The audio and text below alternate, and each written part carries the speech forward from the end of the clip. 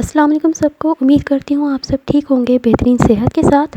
आज की इस वीडियो में मैं विटामिन डी से रिलेटेड तमाम ज़रूरी बातें आपके साथ शेयर करूँगी, जिसमें विटामिन डी की कमी कौन कौन सी सीरियस प्रॉब्लम्स कॉज कर सकती है या उसकी वजह बन सकती है। विटामिन डी के लिए जो धूप की मिकदार लेनी चाहिए वो कितने टाइम के लिए और किस वक्त की धूप बेहतरीन होती है।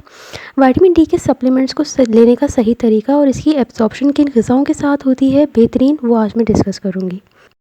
विटामिन डी, जो कि सनशाइन विटामिन भी कहलाता है, ये आज का हमारा बड़ा टॉपिक बन चुका है। कुछ लोगों के लिए हैरान कुन बात होगी क्योंकि इन्हें कभी ऐसी कोई प्रॉब्लम पेश नहीं आती विटामिन डी के कम लेवल्स की वजह से, और हम में से काफ़ी लोग ये समझते हैं कि विटामिन डी के लो लेवल्स का होना कोई बड़ी बात नहीं है। अब विटामिन डी की कमी पूरी दुनिया का मेजर प्रॉब्लम बन गया है।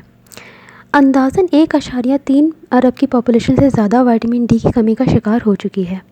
तो इस वीडियो में हम देखेंगे कि कैसे विटामिन डी की कमी सीरियस प्रॉब्लम्स कॉज कर सकती है और क्यों आपको जल्द सीरियस स्टेप लेने चाहिए। विटामिन्स हमारे जिस्म के बहुत ही इंपॉर्टेंट न्यूट्रिएंट्स होते हैं, क्योंकि आपकी बॉडी या तो इन्हें बना नहीं पाती, और अगर तो बनाती है तो कम मिकदार में। आपको नेगेटिव बीमारियों से बचाने में और जिस्म में होने वाले तमाम फंक्शंस को प्रॉपर्ली काम करने में हेल्पफुल रहते हैं विटामिन्स। लेकिन इन सब विटामिन्स में विटामिन डी कुछ ज़्यादा स्पेशल होता है दूसरे विटामिन्स के मुकाबले में, क्योंकि ये आपकी बॉडी खुद बना सकती है जब आप सूरज का एक्सपोजर लेते हैं या धूप लेते हैं। इसे सनशाइन विटामिन कहते हैं। इसी वजह से 80% विटामिन डी हमारी बॉडी में सूरज की धूप की वजह से मिलता है। विटामिन डी की कमी से हमारे जहनों में सिर्फ 2 बीमारियों का ख्याल आता है, जिनमें सूखे की बीमारी और हड्डियों का नरम हो जाना आता है। लेकिन अब रीसेंट स्टडीज़ से ये बात साबित हुई है कि विटामिन डी की कमी ना सिर्फ आपकी हड्डियों पर असर करती है, बल्कि आपकी पूरी बॉडी पर बुरी तरह इसके असरात आते हैं। रिसर्चर्स ने हड्डियों की बीमारियों के अलावा जो दूसरे असरात बताए हैं, उनमें कुछ कैंसर्स, मोटापा और दिल की बीमारियां, ऑटो इम्यून डिजीज़, कुछ इन्फेक्शंस जिनमें कोविड-19 और इन्फ्लेमेटरी बाउल डिजीज़, और मेंटल हेल्थ इश्यूज़ जिनमें साइकोलॉजिकल प्रॉब्लम्स वगैरह शामिल हैं। तो इन सब बातों को जहन में रखते हुए शुरू करते हैं कि विटामिन डी की कमी किन वजूहात से हो सकती है। रीज़न्स मुख्तलिफ हो सकते हैं, जिनमें सूरज का कम एक्सपोजर से लेके बदतरीन मसले जिनमें गुर्दे और जिगर की ख़राबी शामिल हो सकती है। सबसे पहले हम बात करते हैं डार्क स्किन कलर की। मेलानिन हमारी जल्द को उसका कलर देता है। लाइट स्किन के लोगों में कम मेलानिन की मिकदार पाई जाती है और डार्क स्किन में ज़्यादा। मेलानिन ज़रूरी होता है क्योंकि जितना ज़्यादा मेलानिन होगा उतनी स्किन डार्क ज़्यादा होगी, और जितनी डार्कर स्किन होगी उतनी कुदरती सूरज से प्रोटेक्शन मिलेगी। क्योंकि अब डार्कर स्किन वालों में नेचुरली स्किन प्रोटेक्शन होती है, तो इन्हें लाइटर स्किन वालों के मुकाबले में 3 या 5 गुना ज़्यादा देर का एक्सपोजर लेना पड़ता है सेम मिकदार हासिल करने के लिए, जो लाइटर स्किन टोन के लिए लोग लेते हैं। लाइटर स्किन वालों के लिए 15 मिनट्स का एक्सपोजर बहुत ज़्यादा ज़रूरी होता है, और अगर हम डार्कर स्किन वालों की बात करें तो उनको वाइटर स्किन वालों के मुकाबले में ज़्यादा धूप लेनी पड़ती है, जैसे कुछ घंटों की उन्हें धूप लाजमी लेनी पड़ती है। एक रिसर्च से ये बात भी सामने आई कि जो अफ्रीकन अमेरिकन पॉपुलेशन थी, उनमें विटामिन डी की मिकदार वाइट अमेरिकन के मुकाबले में कम पाई गई थी। इसके अलावा सूरज का एक्सपोजर कम होना, ये सबसे आम वजह हो सकती है विटामिन डी की कमी की, क्योंकि जॉब ज़्यादातर इंडोर होती हैं और आपकी बॉडीज़ कम से कम सूरज का एक्सपोजर कर पाती हैं और बॉडी की विटामिन डी की ज़रूरत पूरी नहीं कर पाती। इवन अगर आप सन एक्सपोजर ले भी रहे होते हैं तो विटामिन डी जो प्रोड्यूस होता है वो कई दूसरे फैक्टर्स की वजह से असरअंदाज भी हो सकता है, जिनमें मौसम, दिन के किस वक्त आप धूप ले रहे हैं। सुबह के 10 बजे से लेकर दोपहर के 3 बजे तक का टाइम आइडियल होता है धूप लेने का। इस वक्त यूवी रेस काफ़ी इंटेंस भी होती हैं और आपकी बॉडी ज़्यादा एफिशिएंटली इस टाइम में विटामिन डी बनाती है। इस टाइम में सेफ़ भी रहता है, क्योंकि दिन के अख्ताम होने पर निकलने वाली धूप कैंसर्स की वजह बन सकती है। इसके अलावा एक फैक्टर होता है लैटीट्यूड। जितना ज़्यादा लैटीट्यूड होगा उतना कम एक्सपोजर होगा मिलेगा धूप से। जो अफराद इक्वेटर से दूर रहते हैं, इक्वेटर उस जगह को कहते हैं जहाँ पे हमारी अर्थ 2 हिस्सों में डिवाइड होती है, नॉर्दर्न और सदर्न पोर्शन में। तो जो लोग इक्वेटर से दूर रहते हैं वहाँ सूरज कम घंटों के लिए निकलता है, यानी दिन छोटा निकलता है, वहाँ दिन का वक्त कम होता है। इसके अलावा आसमान कितना ज़्यादा अबर आलूद है।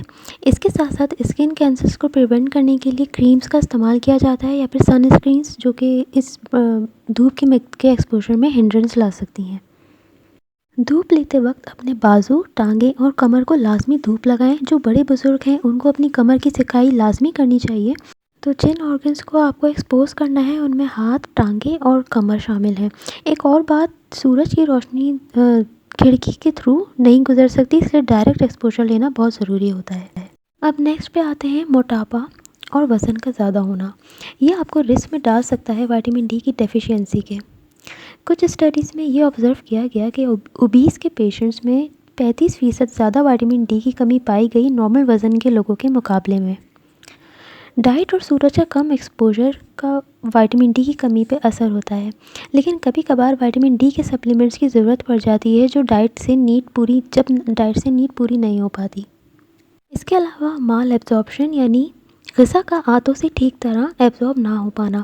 जिन लोगों की डाइट अच्छी नहीं होती वो ज़्यादा ख़तरे पे होते हैं विटामिन डी की डेफिशिएंसी के। इसके अलावा वो लोग जिनमें प्रीवियस कोई गट सर्जरी हुई होती है या अनहेल्दी गट होती है, यानी मैदे की शिकायत रहना, जिनमें ब्लोटिंग, गैस, स्टमक अपसेट वगैरह, क्रोन्स डिजीज़ यानी डाइजेस्टिव सिस्टम की सूजिश रहना, सीलियाक डिजीज़ जिसमें ऑटो इम्यून डिजीज़ आंतों पे अटैक करता है। जो लोग ग्लूटेन ज़्यादा लेते हैं उनमें सीलियाक डिजीज़ पाया जाता है। नेक्स्ट फैक्टर हमारे पास आता है कुछ अद्वियात का। इनके अंदर डिफरेंट क्लासेस शामिल हैं, जिनमें शामिल हैं एंटी फंगल ड्रग्स, एंटी कन्वर्सेंट्स जो सीजर्स को रोकने के लिए दी जाती हैं दौरे जब पड़ते हैं। इसके अलावा ग्लूकोकॉर्टिकॉइड्स और वो अद्वियात जो एचआईवी को ख़त्म करने के लिए दी जाती हैं। ये सब विटामिन डी की मिकदार को कम कर सकती हैं। इसके अलावा लिवर फेलियर और गुर्दों का फेल होना, ये उस पाथवे पे असर करते हैं जिनसे विटामिन डी बनता है। अब हमें पता चल गया कि विटामिन डी की कमी किन वजूहात से हो सकती है। तो अब सवाल आता है कि आपकी सेहत पे क्या असर पड़ सकता है। 1600s के दरमियान में विस्लर और ग्लीसन नामी शख्स ने ये रिपोर्ट किया कि वो बच्चे जो इंडस्ट्रियल शहरों में रहते थे उनमें हड्डियों की डिफॉर्मिटी पाई गई, ख़ास तौर पर लेग्स की। इस बीमारी को आज रिकेट्स कहा जाता है, जो बच्चों में विटामिन डी की कमी की वजह से होता है।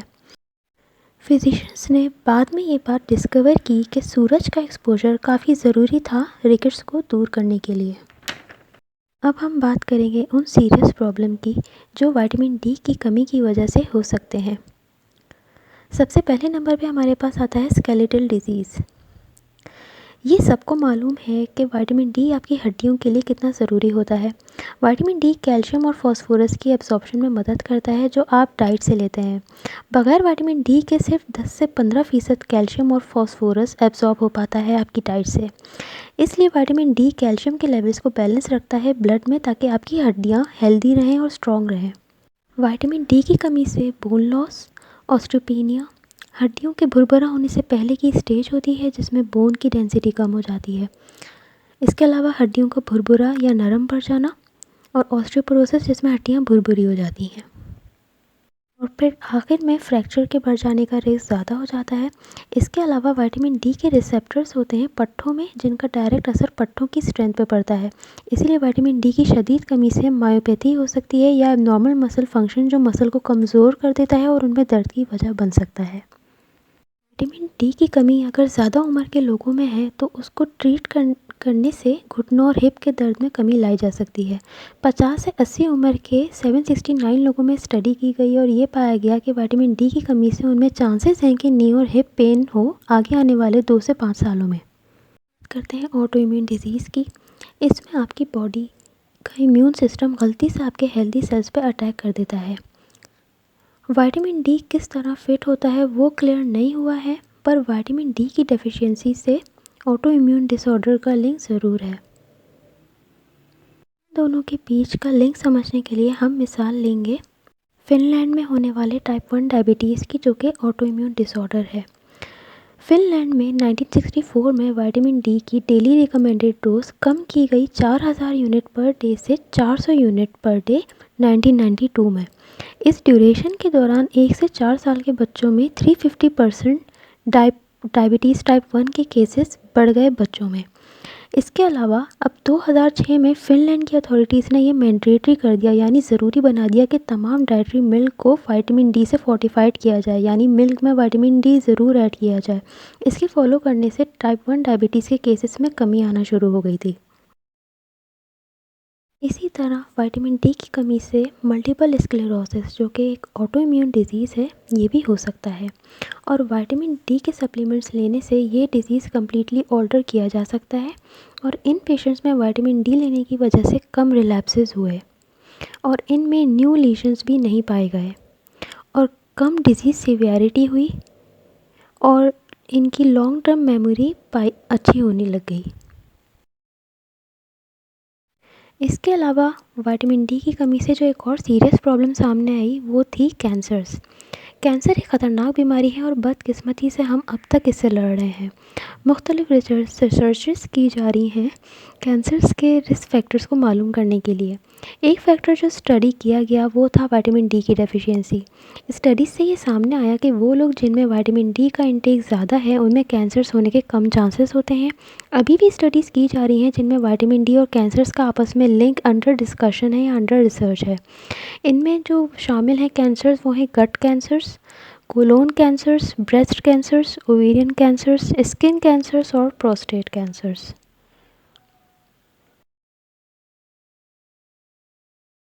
नेक्स्ट पे जो सीरियस प्रॉब्लम है वो है सीवीडीज़ यानी कार्डियोवैस्कुलर डिजीज़ेस।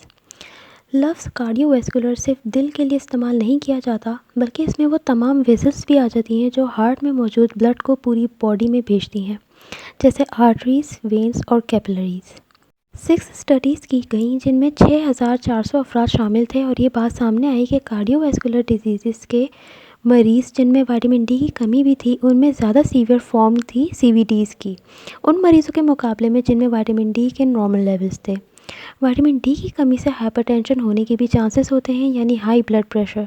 इसके अलावा हाइपरलिपिडीमिया यानी लिपिड्स, कोलेस्ट्रॉल की मिकदार का ज़्यादा होना, peripheral vascular diseases, coronary artery diseases, myocardial infection या हार्ट अटैक, हार्ट फेलियर या स्ट्रोक वगैरह। इन सब का रिलेशन विटामिन डी के एंटी इन्फ्लेमेटरी इफेक्ट से लिंक्ड होता है। अब नेक्स्ट पे हम बात करते हैं इन्फेक्शंस की। इन्फेक्शन का ज़्यादा होना ये मुमकिन है कि अगर आपके विटामिन डी के लेवल्स मेंटेन रहें तो इससे अपर रिस्पायरेटरी ट्रैक्ट के इन्फेक्शंस का दौरानिया और शिद्दत यानी सीवियरिटी में कमी आ सकती है और बचा भी जा सकता है। ये प्रूव किया गया था 12 स्टडीज़ के ज़रिए जिनमें तकरीबन 2000 बच्चे शामिल थे। स्टडी में ये कंक्लूड किया गया कि वो बच्चे जिनमें लोअर रिस्पायरेटरी इन्फेक्शंस थे उनमें विटामिन डी के लेवल्स भी कम थे नॉर्मल हेल्दी बच्चों के मुकाबले में। इसके साथ साथ ये कंपैरिजन भी था कि विटामिन डी के लेवल्स कितने कम थे और इन्फेक्शन कितना सीवियर था उन कम लेवल्स की वजह से। ये ज़रूरी है कि ख़ास तौर पर आजकल के सिनेरियो यानी कोविड के हिसाब से इज़राइल में रीसेंट स्टडी की गई जिससे हैरत अंगेज़ नताइज सामने आए कि विटामिन डी की कमी का कोविड-19 पर डायरेक्ट असर था यानी विटामिन डी की कमी और कोविड की सीवियरिटी का लिंक था। 26% अफराद जिनमें कोविड होने से पहले से विटामिन डी की कमी थी उनमें अमवात हुई बनिस्बत उन 3% लोगों के जिनमें विटामिन डी के हायर लेवल्स थे। वैसे रिसर्चर्स इस पॉइंट को डायरेक्टली वजह नहीं बना रहे अमवात की, लेकिन ये कहा जाता है कि विटामिन डी के लेवल्स अगर कम होंगे तो डिज़ीज़ की शिद्दत ज़्यादा होगी क्योंकि कहीं ना कहीं विटामिन डी का भी इम्यूनिटी स्ट्रॉन्ग करने में रोल होता है जितना विटामिन सी का होता है। इसलिए ज़रूरी है कि विटामिन डी के नॉर्मल लेवल्स को मेंटेन रखें क्योंकि ये कोविड के अगेंस्ट फाइट करने में मददगार साबित होता है। अब बात करते हैं कि विटामिन डी के सप्लीमेंट्स अगर आप ले रहे हैं तो उनको किस तरह लेना है उसका मैक्सिमम इफेक्ट लेने के लिए। Vitamin D fat soluble vitamin होता है। इसका मतलब ये होता है कि ये बेस्ट एब्जॉर्ब होगा जब आप इसको फ़ैट के साथ लेंगे। आपके खून में ये सबसे अच्छा एब्जॉर्ब होता है उस कंडीशन में, इसीलिए रिकमेंड किया जाता है कि विटामिन डी के सप्लीमेंट्स को किसी फैटी मील के साथ लेंगे तो उसका ज़्यादा इफेक्ट ले पाएंगे। फ़ैट में जिन चीज़ों के साथ आप ले सकते हैं उनमें शामिल हैं एवोकाडोस, नट्स के साथ लीजिए, सीड्स का इस्तेमाल कीजिए, फुल फैट डेयरी प्रोडक्ट्स लीजिए, अंडे इस्तेमाल कीजिए। ये सबसे बेस्ट सोर्स होते हैं जो आपके विटामिन डी की एब्जॉर्प्शन को और ज़्यादा इंक्रीज़ करने में हेल्पफुल रहते हैं। टैबलेट की टाइमिंग को याद रखने के लिए नाश्ते के बाद लीजिए इसको तो ज़्यादा देर बेहतर रहता है क्योंकि ब्रेकफास्ट में आप फ़ैट का कोई ना कोई सोर्स ज़रूर ले रहे होते हैं। वॉलनट्स ले लें, पीनट्स हो गए, पिस्ताचियो हो गए, आलमंड्स हो गए, इन सब के एक मुट्ठी भर के लेते हैं साथ तो फिर इसके बाद विटामिन डी लेने से इसकी एब्जॉर्प्शन और एनहांस हो जाएगी, बढ़ जाएगी। और इस वीडियो को ज़्यादा से ज़्यादा शेयर कीजिए अपने फ्रेंड्स और फैमिली के साथ और अपना ढेर सारा ख्याल रखिएगा। अल्लाह हाफ़िज़।